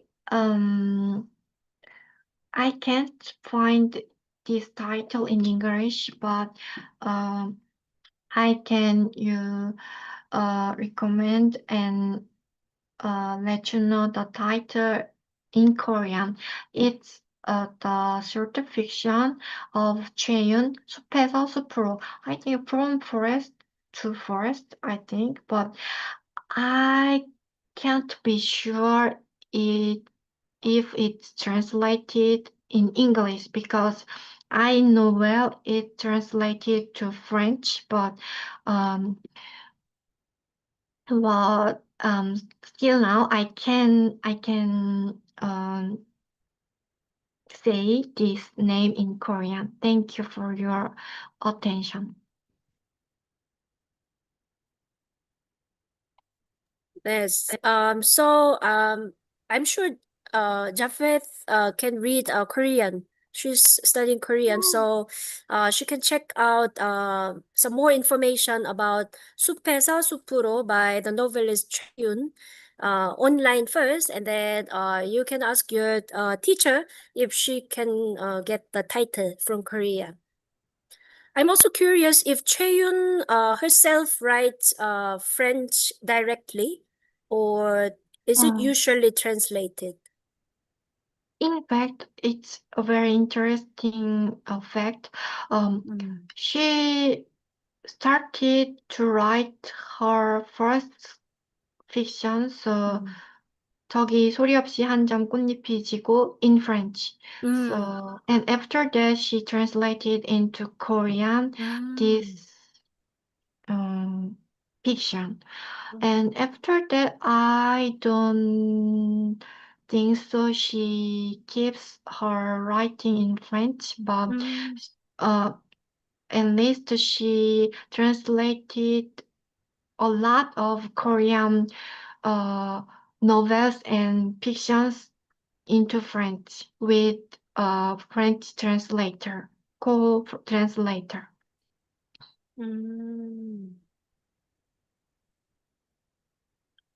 Yeah, so we can wrap up the open forum here, but before we close today's lecture, maybe Dr. Jung can just give some last words Yeah. to finish today's event. So anything you wish to say today?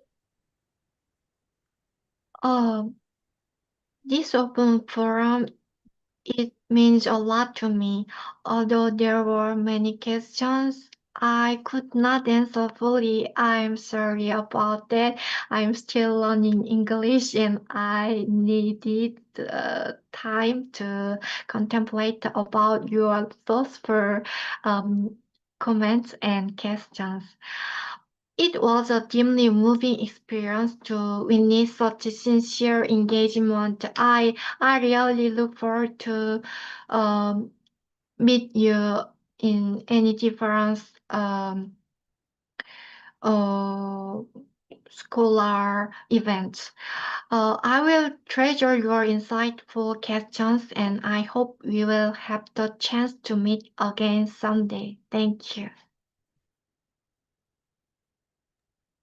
Thank you so much. I think you already answered everything very clearly, and we learned so much. And I also personally learned so much about uh, the uh, the how to understand the key topics based on your three keywords: war, speed, and care. And this is very timely because students, young Filipinos are really interested how they can understand the war and why Koreans are pali-pali, and then what is the cause and what is the effect of the care and sometimes lack of care. So these three keywords are very thought-provoking.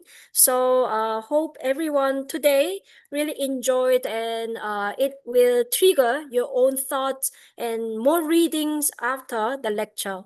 So to formally thank our guest speaker today, Dr. Jung, can we show the certificate of appreciation? So this will be sent to Dr. Jung virtually, but let us read it together. So this certificate is proudly presented to Dr. 정우경 선생님 for being a speaker of the SNUKF Global E-School Special Lecture with the presentation entitled War, Speed, and Care, Korean Society Through the Lens of Literature. So this is given today, 11th of May 2026 at the University of the Philippines, Diliman, Quezon City. So like Dr. Jung mentioned, we really hope to meet her in person in Manila or in any part of the Philippines next time. And then, Pam, we also have an event this coming Saturday. This is held inside UP Diliman campus this Saturday, 1 to 4 p.m. We have UP Korean speech contest. So we have 10 students and 6 students from beginner and intermediate level. So anyone is free to join, and please come and cheer for our Korean language learners of the University of the Philippines. So this is it, and this is the end of lecture. So 정우경 선생님, 진심으로 감사드립니다. Thank you so much for your time and for this generous sharing with us. And everyone else, please have a good day, the rest of the day, and see you all in our next event. 감사합니다. salamat po. 아. 감사합니다, 선생님.